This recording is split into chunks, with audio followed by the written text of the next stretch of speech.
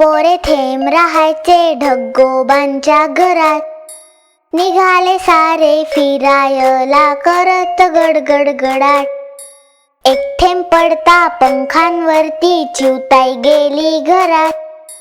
एक थेंब पडता कानावरती ससोबा लपले बिरात. एक थेंब पडता मातीवरती सुगंध सगळीकडे. एक थेंब पडता खडकावरती थुई थुई कारंज उडे.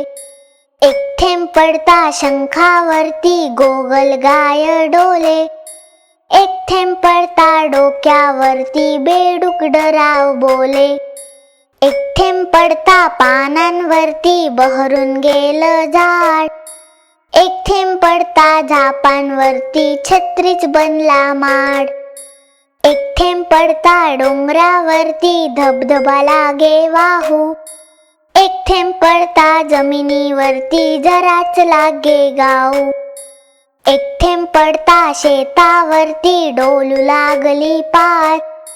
एक थेंब पडता किरणामध्ये इंद्रधनुष्य नभात. एक थेंब पडता पिसांवरती नाचू लागला मोर. एक थेंब पडता नाकावरती खिदत हसलं पोर. फिरता फिरता पुन्हा पोहोचले टपोरे थेंब सागरा. सूर्याच्या किरणांना पकडून परतले आपुल्या घरा. चिवकावची पुस्तकं नक्की वाचा.